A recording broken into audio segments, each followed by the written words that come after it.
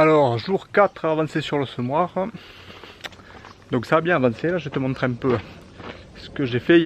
Donc j'ai soudé des renforts pour renforcer donc les béquilles entre elles et pour renforcer le semoir qui est soudé aux béquilles. Donc ce que j'expliquais, c'est que comme il est pas mal reculé par rapport aux béquilles, j'ai peur que ça fasse pas mal jouer dans le sens. Donc j'ai mis des tiras, un en haut et un en bas, parce qu'il ne faudrait pas aussi que ça force au travail plutôt vers le haut. Et après j'ai mis des tiras pour qu'ils viennent chercher sur les bords. Et donc là, ça c'est pour éviter que le semoir recule d'un côté à l'effort, pareil. Donc j'ai bien renforcé ça. Là maintenant, là, je vais le soulever, le semoir. Et il me faut souder, j'ai des zones en dessous à souder là que je ne pouvais pas faire. J'essaye de souder le plus à plat possible. Bon alors là, c'est pas toujours possible, mais pour faire des meilleures soudures. Donc là, je vais lever le semoir avec le tracteur et je vais souder dessus. Donc pour éviter, comme il faut jamais souder sur un tracteur, j'ai mis de la bâche d'enrubanage, du plastique d'enrubanage pour isoler, et une sangle pour isoler de l'électricité. Donc là après la chaîne, ça y est, elle est soudée. Il me manquera un autre montant là. L'attelage pour le rouleau multipacker est fini. Et hier où j'ai le plus avancé, ça a été sur les descentes. Donc voilà les descentes. Donc là ce sera l'arrivée du tuyau. Donc j'ai du tuyau annelé en diamètre 30 qui partira de la distribution du semoir jusqu'aux éléments de semeur. Là le trou là ce sera boulonné sur la dent. Et là il me manque juste à souder deux fers sur les côtés pour éviter, vu que ça tient que par un boulon, pour éviter qu'au travail ça ait tendance à tourner comme ça. Donc pour le montage, il m'a fallu faire une coupe en biseau pour pouvoir passer la clé, et pouvoir serrer, parce qu'en fait c'est le vis qui tient le socle qui tiendra la descente. Et donc j'ai le trou où passera le boulon. Et là j'ai fait une coupe en biseau pour pouvoir passer la clé droite comme ça, pour pouvoir serrer les aimants. Et donc là j'ai essayé de mettre un léger angle. J'ai pas mis le tube droit. J'ai mis un léger angle pour essayer en fait que quand le grain tombe, il vienne se rapprocher le plus possible de l'ouverture du sillon. Et en évitant de mettre trop d'angle non plus pour pas qu'il vienne taper dans le boulon et qu'au final il rebondisse et qu'il parte en arrière. Et après bon là j'ai bouché pour éviter qu'il y ait de la terre ou des impuretés qui viennent gêner la descente du grain. Donc j'ai soudé un petit bout de plat à chaque fois. Donc voilà une dent avec la descente. Donc voilà, ça avance bien, je suis content, j'aurais pensé qu'il y aurait eu plus de boulot.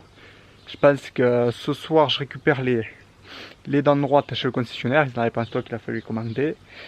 Et là je finis de souder dessous, donc après on pourra monter les dents, monter les descentes sont faites. Donc monter les éléments semeurs sur les dents sur le cadre du vibro. Et après j'ai acheté, donc ça c'est du tuyau annelé de 30.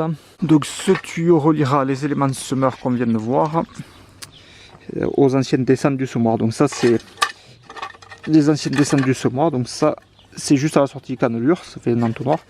Et ensuite c'est un système de fer qui coulissait entre eux, qui était tout cassé. Donc là ce que je vais faire ici c'est du diamètre 30, le premier élément. Donc je vais le couper là. Et après je mettrai mon tuyau avec un collier. Et le fait que ce soit des dames de vibro, ça bouge pas mal. Donc du coup j'ai pris du tuyau souple pour faire ça. Normalement ça devrait aller pas trop mal.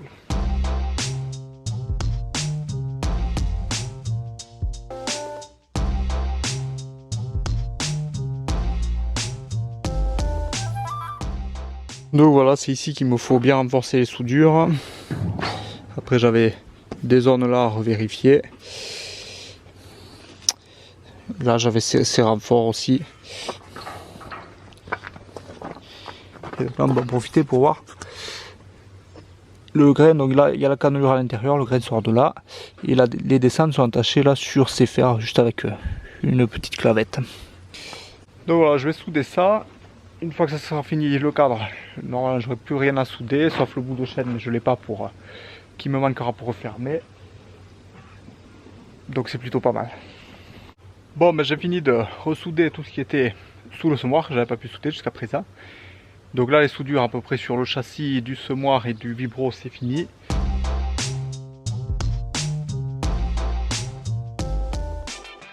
Bon, donc j'ai attelé le semoir là, je l'ai attelé au cultipacker mais en condition de travail, je l'ai posé sur des planches de 27 mm pour avoir un peu la hauteur, la profondeur de travail.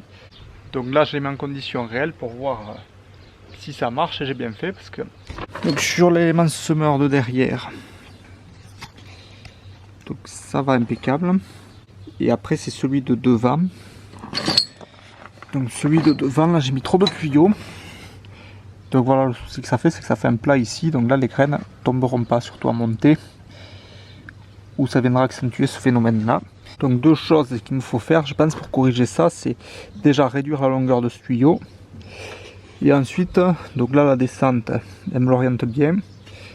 Et là je pense par contre que les éléments de semeur de devant, j'avais mis 10 cm de fer pour emboîter le tuyau. Je pense que je vais le couper à 5 voire à 4. Parce que là on voit clairement que ça me fait faire monter le tuyau trop haut, droit, et du coup ça vient m'augmenter ce plat. Alors que si on baisserait de 5 cm ici, même avec un tuyau un peu trop long, on baisse de 5 ici, on arrive ici, et donc là ça fait une course un peu plus en pente. Donc voilà pourquoi il vaut mieux faire deux éléments, voir que ça marche avant de se lancer dans tout le reste.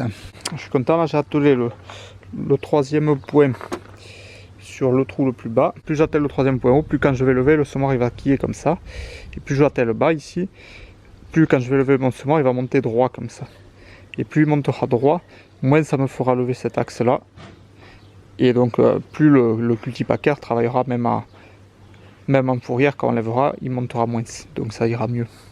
Bon, mais je vais corriger ce souci de descente. Donc ça y est, j'ai fait les modifications. Alors on peut voir que juste en enlevant là, du coup comme je disais précédemment, l'angle est beaucoup moins marqué, donc ça évite d'avoir un plat ici pour après redescendre droit. Il vaut mieux avoir un angle plus régulier. Là j'ai fait un essai, le grain descend très bien et sans les vibrations. Après au travail il y a les vibrations en plus, donc normalement ça devrait descendre, mais je me méfie quand même parce que nous, comme on a pas mal de descente et de montée, ça vient encore plus enlever de l'angle au tuyau. Maintenant que je sais les bonnes longueurs pour mes tuyaux, je vais couper tous les tuyaux, recouper les 7 éléments semeurs des dents de devant. Après dès que j'ai les dents, je peux tout monter comme ça et ce sera bon. Ça y est, j'ai les dents. Donc j'ai fini de faire les descentes. Donc voilà les descentes. Alors ici là, cet entonnoir, c'est la partie qui est fixée sur le semoir que j'ai récupéré. Hop, et dessus, ensuite j'ai mis les descentes que j'avais fait là avec le trou pour mettre. Ces descentes, j'ai mis ces deux fers, c'est pour éviter, vu qu'il n'y a qu'un boulon, ça fait le boulon il tient là, et donc j'ai mis ces deux fers, ça empêche que la dent puisse pivoter comme ça. Ça fait que cet élément il peut pas tourner. Voilà une dent finie. Donc la graine elle tombera du semoir ici, passera dans le tuyau, elle tombera derrière la dent. Allez, donc je vais monter les éléments semeurs derrière les dents de vibro, et ensuite je monterai les dents de vibro sur le châssis.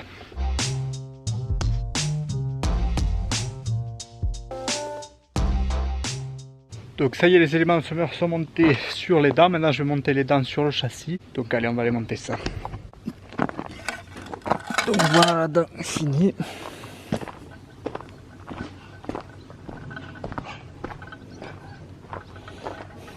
Donc là j'ai placé là avec un mètre, j'ai mesuré pour voir où c'était que je mettais les brides. Donc je mets une dent tous les 16 cm et demi. Alors je mets assez d'espace entre chaque dent. Pour une raison, c'est que vu que je mets que 2 rangées de dents et pas plus, j'ai peur d'avoir après des bourrages si je les resserre davantage.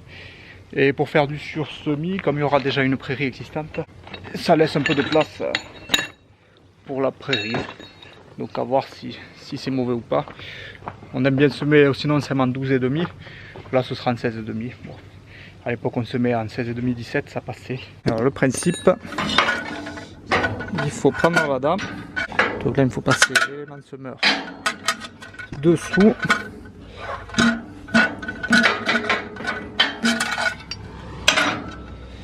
Et ensuite c'est ce fer de la dent qui passe sous le cadre. Donc quand j'ai la dent ici, je passe la bride dans ce sens. Et ensuite ça vient se prendre. La dent passe sous le cadre. La bride au-dessus. Et là il me faut mettre un boulon entre, serré à bloc. Et après c'est bon. Voilà, une fois que la dent est serrée, il y a juste à monter l'élément, le petit entonnoir là sur le semoir. Donc ça c'est très simple. Il y a juste une petite cheville à passer.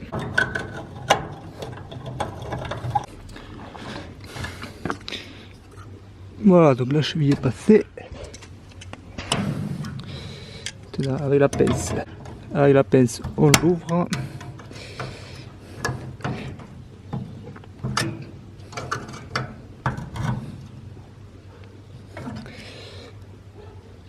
Donc la descente elle a l'air pas mal. Pas trop d'angle, assez droite. Allez, première heure à monter, il n'y a plus qu'à mettre 14 de plus et ce sera fini.